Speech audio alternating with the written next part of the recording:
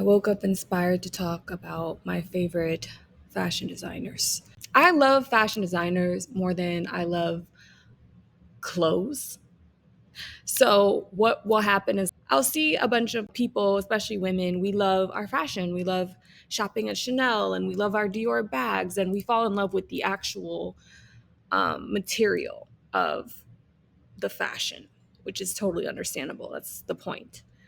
But I find that every time I get into fashion, I am not so focused on the actual clothes as I am about the minds and the imaginations of the designers. I am so into how fashion designers see life and see the world and express their creativity, originality, thoughts through the medium of fashion.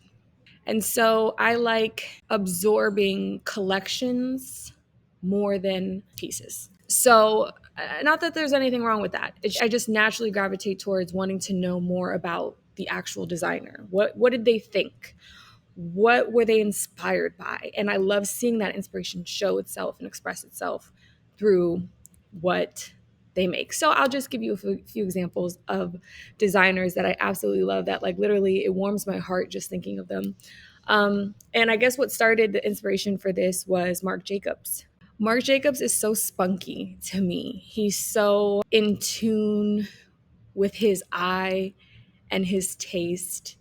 And I also have a little bit of an affinity for American designers because, you know, we kind of get a bad rap for not being as good.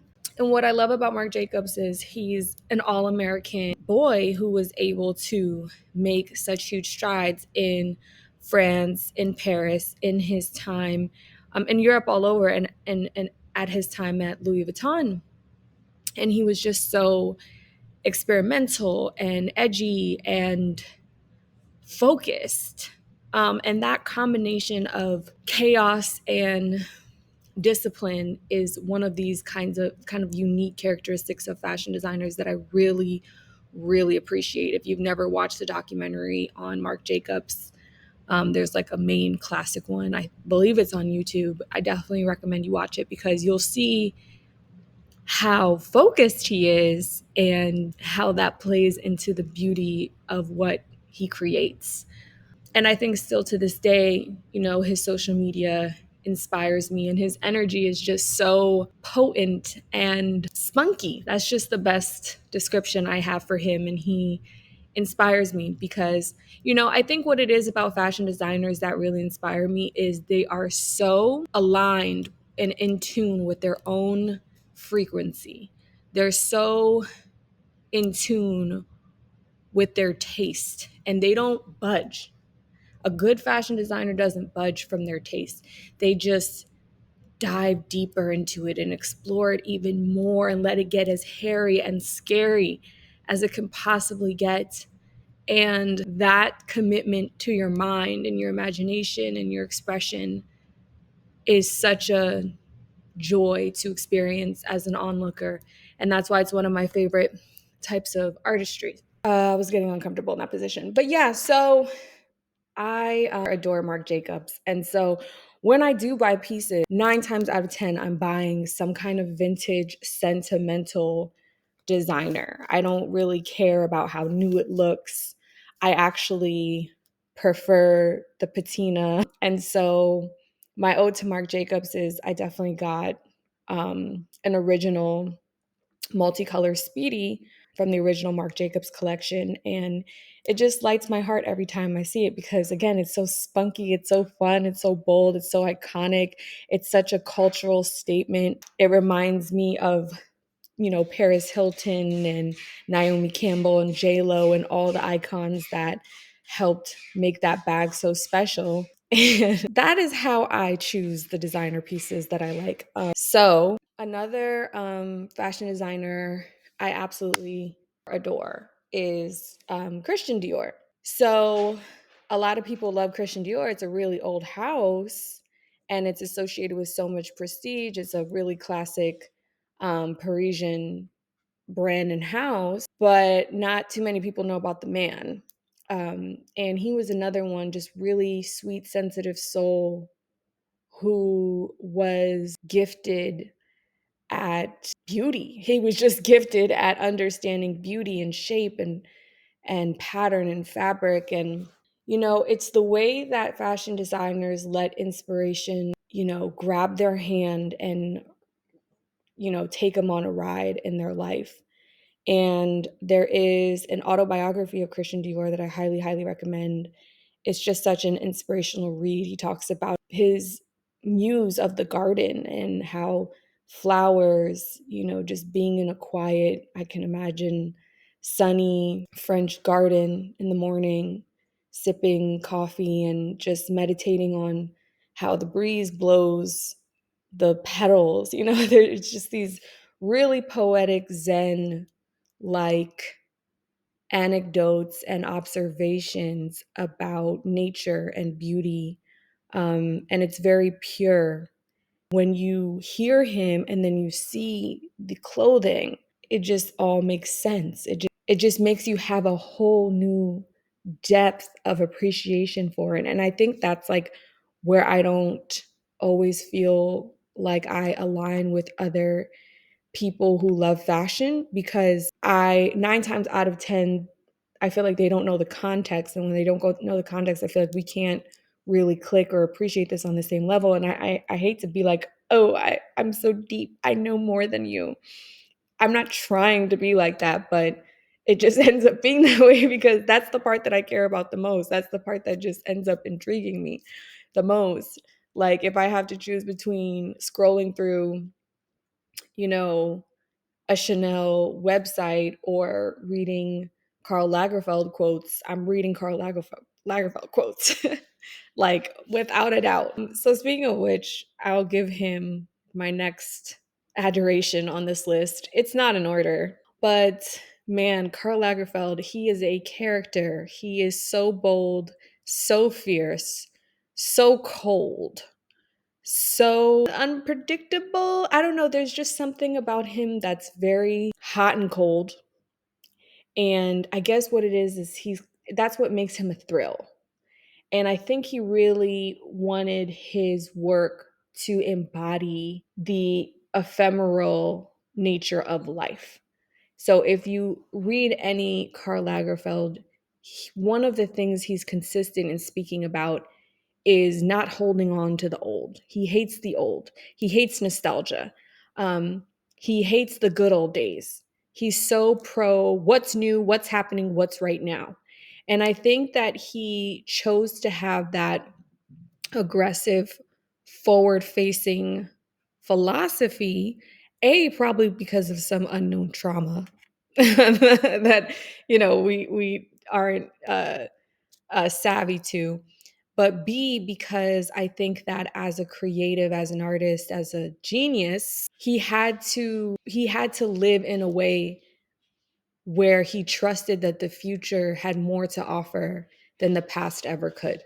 Because it's a common thing with artists where if you have a moment where you have a hit or you just knock it out the park, that you get attached to that success. And you become so attached to that past success that you can't move forward, and you can't picture making anything better.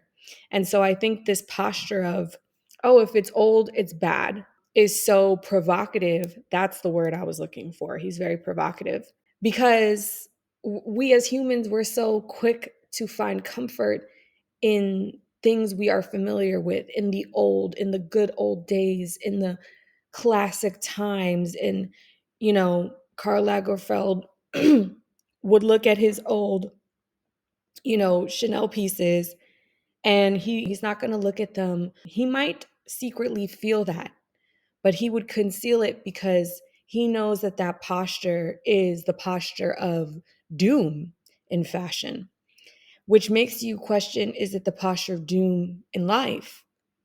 This bravery to embrace the future and the change and the discomfort of the new things is so provocative and liberating and just interesting. And another thing that I love about Karl Lagerfeld is another thing he was very persistent and consistent in communicating is he loathed intellectuals and intellectualism, which is so funny because in the same breath he talks about how much he loves books and he can't live without books and he just needs to be surrounded by all his books. He very well was probably an intellectual, but he kind of rejected that part of him because, again, he understood that the intellectualism could ruin, could tarnish his creative energy that he needed. And I think that's such a savvy observation because most intellectuals don't realize that. They love being wordy, academic, theoretical people. They love living in theory and in words and concepts and ideologies. But I do think a true artist and honestly a enlightened human being sees all of those things as real prisons.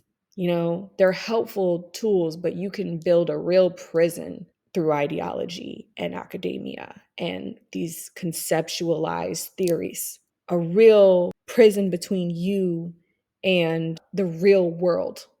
You might not experience the real world in the same way. You know, Alan Watts talked about this all the time, like how if you see the world through the scientific lens, you're going to miss some of the magic. If you're like, oh, well, this plant is green because of photosynthesis and carbon dioxide went into this plant, and that's why it's like, whoa. All the romanticism is gone. So there are just some things about Karl, man, that made it very clear to me that he has a beautiful mind. He's also a jerk, right? Like, I know that's like one of the first things people say about him, that he was a jerk and that he said mean things about women and people. And I don't think he would ever deny that. And that's another admirable trait. I'm a jerk. I've accepted that. Apparently you haven't. There's something really powerful in that. So these are the ones that come top of mind. There are so many others. I do appreciate the mind of Rick Owens, of Tom Ford is another really fun designer to study. But these are just kind of like my favorites because they warm me up. They just warm me up. Every time I see them, they make me happy because I think about how they think and how it must be to indulge in your imagination that way. But, you know, I wouldn't wish the fashion business on anybody. The business of it is just really, and that's another thing that's so admirable, that they can keep that artistic grip on themselves even throughout that mess. So anyway, I just wanted to share this little moment of inspiration. But yeah, most of my designer pieces are like super old vintage. Everything has a story. I got these older like video vixen, and I'm pretty confident that Tom Ford was creative director of Gucci at this time. There are these beautiful Gucci glasses that are giving the most early 2000s aesthetic you've ever seen. I will find them and post them. They're just so fly. Why was I not wearing that today earlier? Because they're in this like Gucci pouch and they're kind of in the back, and I kind of forget about them, honestly. That's another reason why I don't like buying a bunch of designer stuff, because it just kind of sits there. So if I'm going to get it, like, I do care about it meaning something, because it just makes me like, ooh, just get the feels and appreciate it more. So just wanted to share this little spout of inspiration. If any other designers come to mind that I want to talk about, I will definitely do that. But just wanted to share this moment. All right, bye. I forget if it's 2006 or 2003. But this is an old ass bag, okay? And it looks really good on camera, but in person, you'll see that it's definitely worn. The patina's worn. And I don't have much in here. There's one like NYX lipstick rolling around in there. But it makes me so happy and I love it. I just literally got it as like a art piece to have it just sit in my closet. And then my glasses, the Gucci glasses that I talked about. So this is the case. And again, super worn down. These glasses are from the early 2000s. So I am inspired by video vixen aesthetic. And I think that's because I watched unimaginable amount of hours of it as a child. So I'm just in my adult phase recreating it. So anyway, these are the glasses and look how gorgeous they are. I do pop out with them and wear them from time to time. I love these glasses so much. But yeah, since they're in the back and I keep them in this case, I honestly forget about them all the time. They're fucking great. Like I'm seeing them again for the first time. They're so, so giving like Miami, South Florida, do not talk to me energy.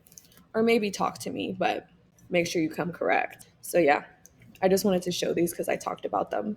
And then another thing I'll find myself doing is like if there's a classic hip hop song with like a classic line. So for example, in when Kanye's like, cuted a bomb, met her at a beauty salon with a baby Louis Vuitton under her underarm. Like I love lines like that, and I guess they are commercials because I bought a baby Louis Vuitton and I wear it under my underarm because I ain't a gold digger, but I am messing with